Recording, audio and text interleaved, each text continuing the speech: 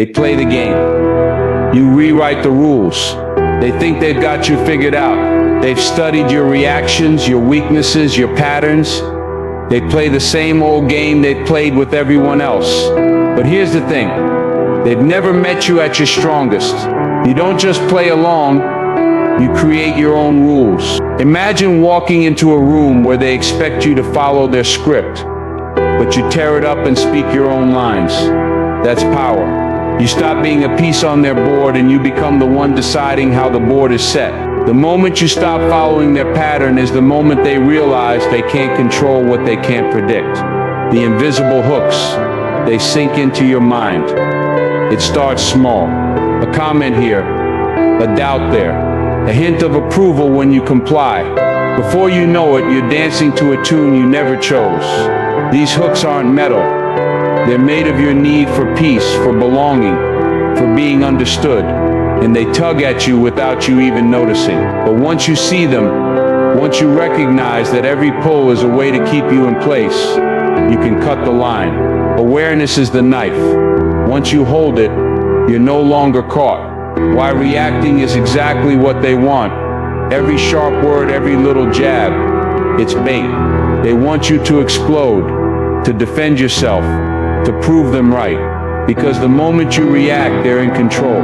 It's like stepping into quicksand. The more you move, the deeper you sink. But silence, stillness, that's where you win. When you refuse to react, you're not giving them anything to work with. And in that stillness, they have to face the truth. They can't pull strings that aren't attached.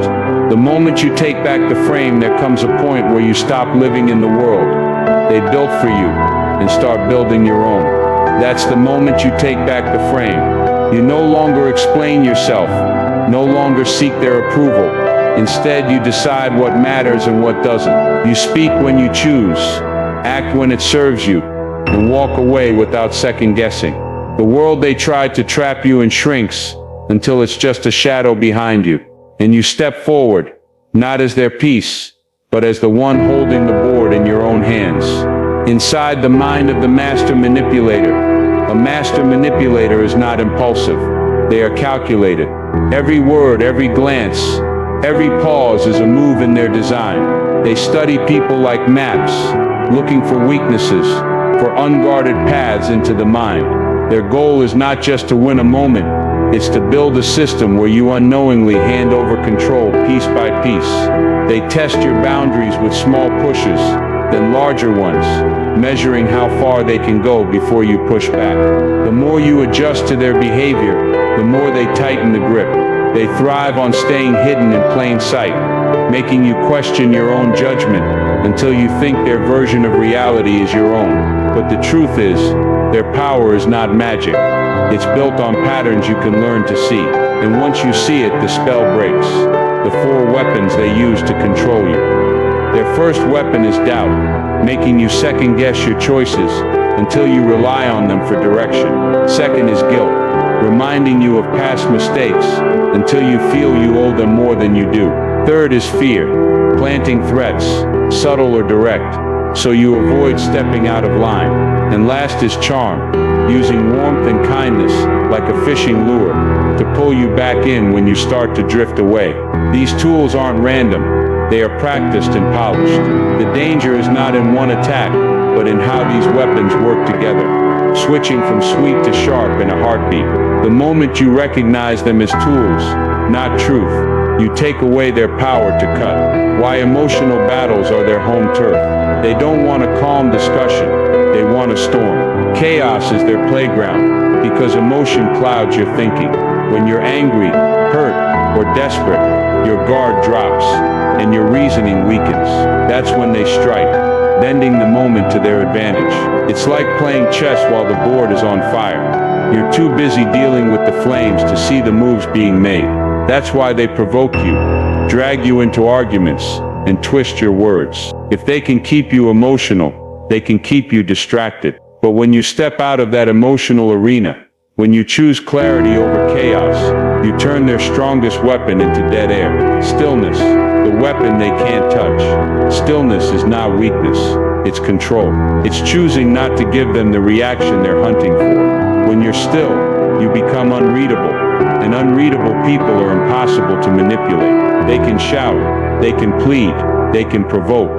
But if you stay grounded, you give them nothing to work with. Stillness is the pause that lets you see the trap before you step in. It's the space where your thoughts are your own, untouched by their spin. They can try to shake the ground under you, but if your roots are deep, their storm just blows past. Change the game. Take the power. The game changes the moment you stop playing on their field. You stop reacting to their bait. Stop defending yourself against every twist of their words. Instead, you shift the focus, set the terms of interaction, limit access, control the pace. You decide when to speak, and when silence says more. You remove the pieces they use against you, one by one, until the board looks nothing like the one they designed. This isn't about winning their game, it's about making it irrelevant. And when their game no longer works, when their tools no longer fit, you don't just survive, you lead. Your emotions are the door. They walk through. They can't force their way in, not without your help. The entry point is always your emotions.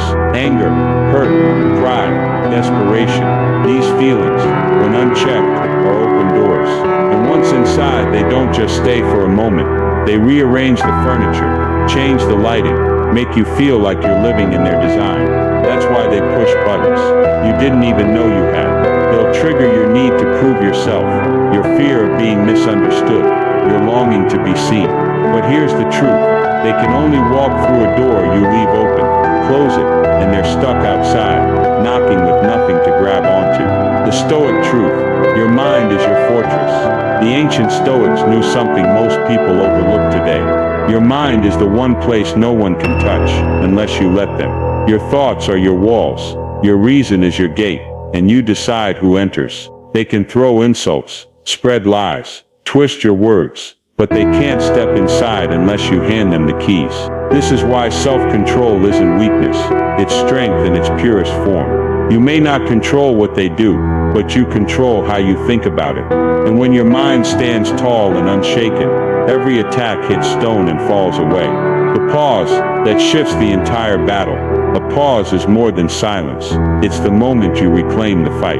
In that split second, you stop letting their words decide your reaction. You let your heartbeat settle, you think clearly, and you see the trap for what it is.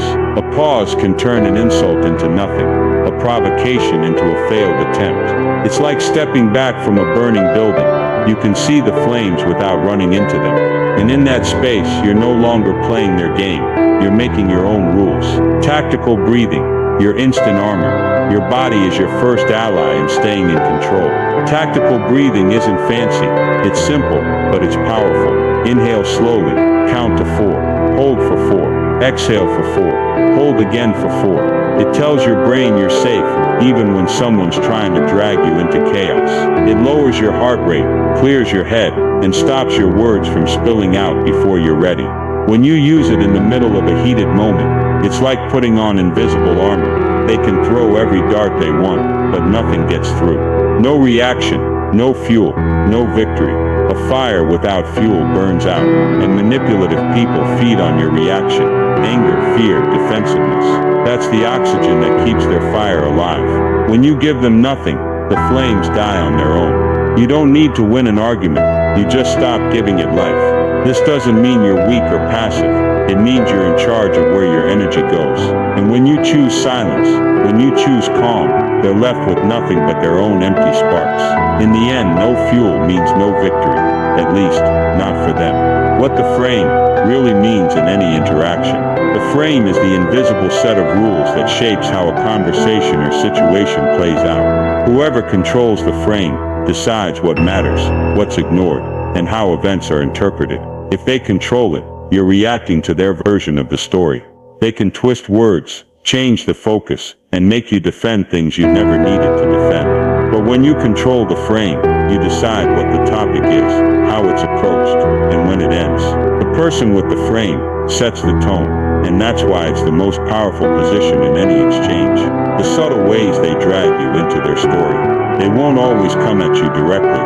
Instead, they'll bait you with half-true statements, loaded questions, or emotional jabs that make you feel like you have to respond. They'll speak as if their view is already the truth, forcing you to fight from behind. This is how they pull you into their frame. You stop talking about what matters to you and start defending yourself inside their version of events. The trick is seeing it before you step inside, standing on facts, not their emotional waves. When you stand on facts, you're on solid ground. Facts don't bend with moods. They don't twist with feelings. And they don't crumble under pressure. Manipulators rely on emotional waves, highs and lows that throw you off balance. If you ride those waves, you're moving wherever they push you. But if you stay rooted in clear, calm truth, you can watch their waves crash without moving an inch. That's when they realize your footing is stronger than their storm. Be the oak, unmoved, unshaken.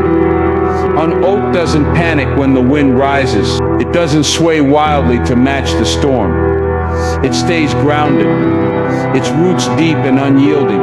That's how you need to stand when pressure comes. The storm may scream, the branches may whip, but the core stays still. This is the image you carry into every challenge. Strong, steady, and untouchable. When you stand like the oak, the storm eventually passes and you're still there.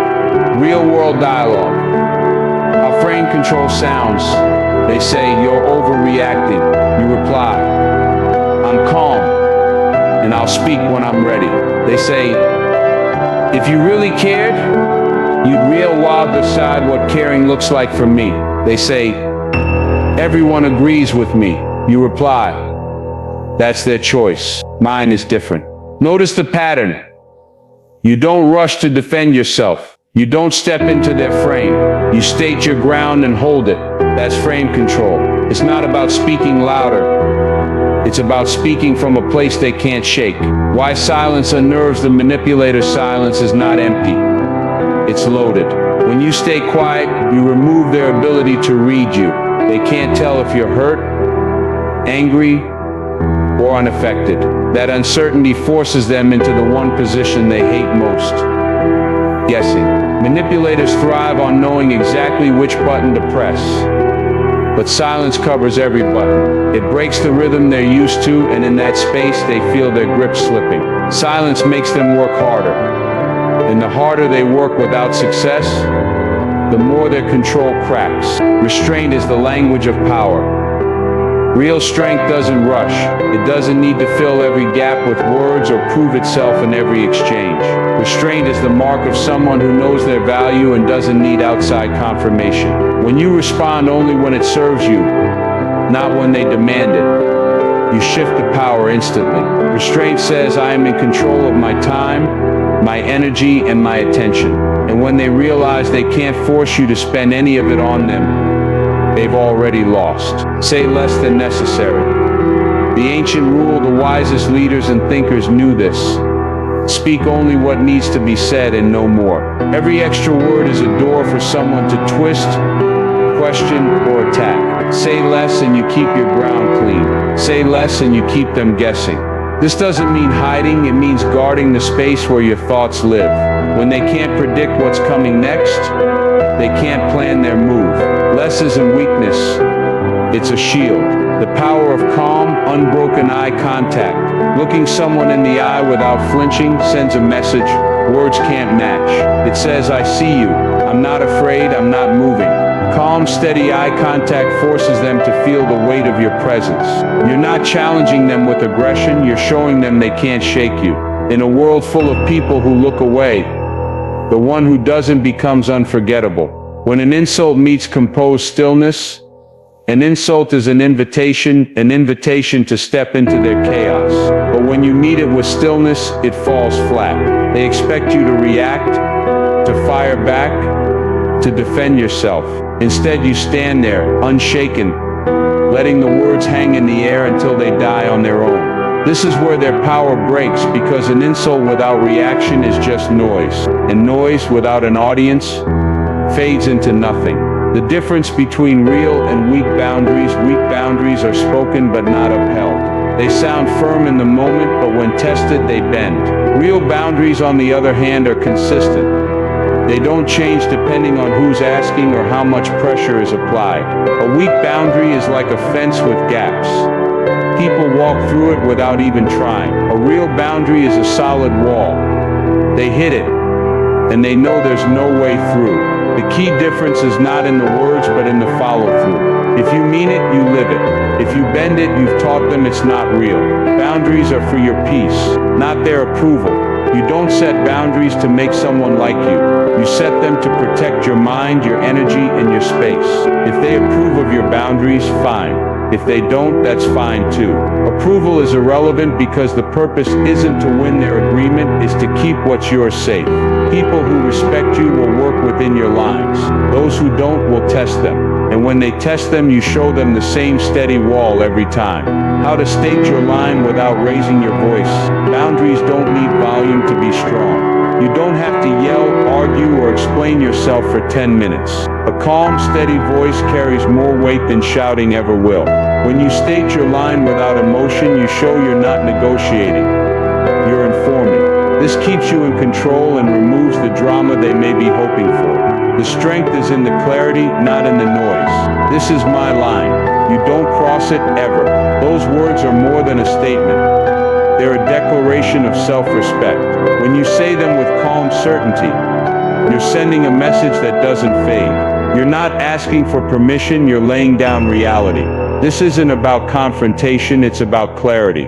And when they hear it, they know there's no point in pushing further. The firmness in your tone tells them exactly what will happen if they try. Enforcing consequences without flinching. A boundary without consequences is just a suggestion. If someone crosses your line and nothing happens, you've told them the line isn't real.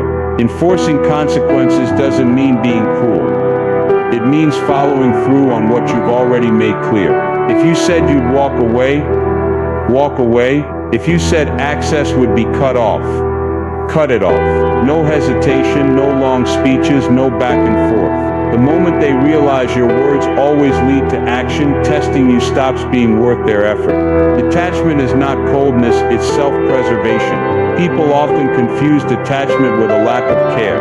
But detachment isn't about feeling nothing. It's about not letting someone else's chaos live inside you. It's choosing distance when closeness means damage. Detachment keeps you clear-headed when emotions threaten to pull you under. It's the mental space that allows you to think, choose, and act from strength instead of reaction. You can care about someone and still refuse to let them pull you into harm. That's not cold. It's survival with dignity and tact. How Stoics train the mind to step back. The Stoics practice something simple but powerful. They step back from the moment. When insulted, they pause before responding. When challenged, they ask, is this worth my peace? They train themselves to see events as they were, not as their emotions painted them. By creating that mental distance, they avoided being swept into other people's storms. It wasn't about running away, it was about choosing the higher ground where the view is clearer. You are the mountain above their storm. A mountain doesn't chase clouds. It doesn't bend for the wind. It stands. Storms rage at its peak. Lightning strikes its slopes. But the mountain remains. That's what you must become. A steady presence that doesn't shift because of someone else's weather. Let their anger pass like wind. Let their drama roll away like rain. When they look up and see you unmoved, they know nothing they do can change where you stand. Reframe every attack as a reflection of them. When someone lashes out, it's more about what's inside them than what's inside you. Their words reflect their fears, their insecurities, their struggles. Seeing it this way takes the sting out of the attack. Instead of thinking, what's wrong with me, you think this is about them. You stop carrying their poison as if it were yours. That's how you walk away lighter every time, living untouchable through perspective. The real shield is not built from walls. It's built from perspective. When you see manipulation for what it is, you stop personalizing it. When you understand that most attacks come from someone's own battles, you stop absorbing their blows. Life will always have storms. But if you can keep your perspective high and your mind steady, those storms never reach you. Untouchable doesn't mean you're not tested. It means nothing can own you without your permission. Refusing to fight on their terms. When you fight on their terms, you've already lost ground. Their terms are designed to exhaust you, confuse you, and pull you into a place where logic no longer matters. The real power move is to refuse entry into that arena entirely. You choose when and how you engage. And if the answer is not at all, you walk away knowing you've kept your peace. Strength is not always in the strike. Sometimes it's in the stillness before it. While walking away is the strongest move you can make, walking away is not surrender.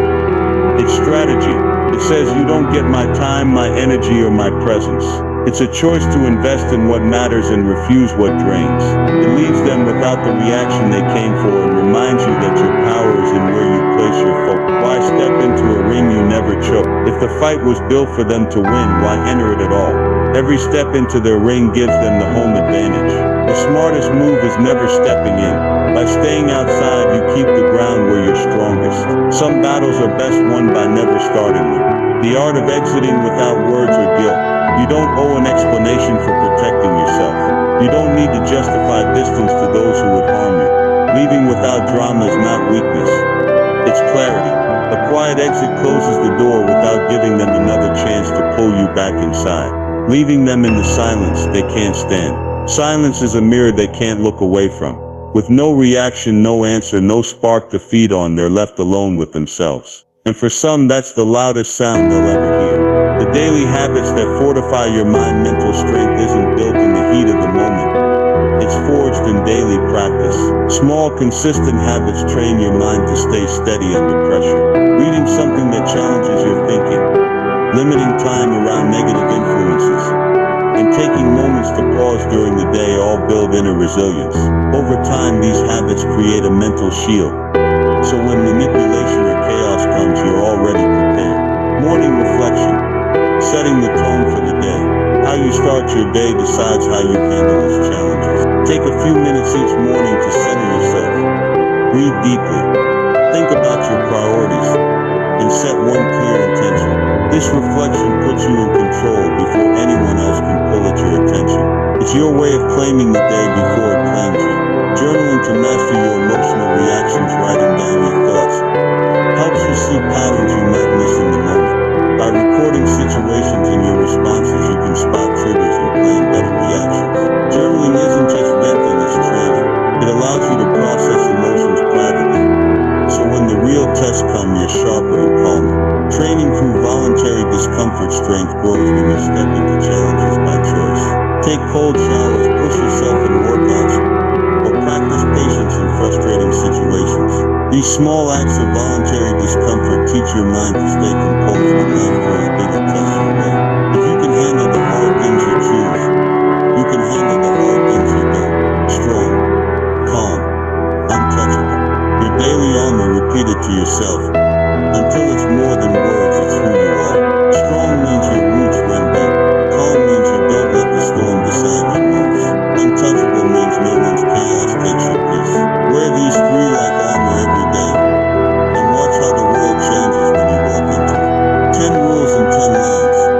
Your new code. Control your frame. Or they will. Never react on their cue. Protect your peace above all else. Speak less than necessary. Stand on facts, not feelings. Set boundaries once and keep them. Walk away without warning or guilt. Train your mind daily. Let silence do the heavy lifting. Live for your values, not their approval. This code is not theory, it's survival. Follow it and no manipulator can touch the ground you stand on. Be the oak in the middle of the storm. The wind will howl, the rain will come, voices will rise against you. But like the oak, your roots hold you steady. You don't sway to match the storm. You make the storm go around you. No reaction, no fear, no control. Every reaction feeds them. Every fear exposes you. But when you give neither, their control collapses. You stand firm and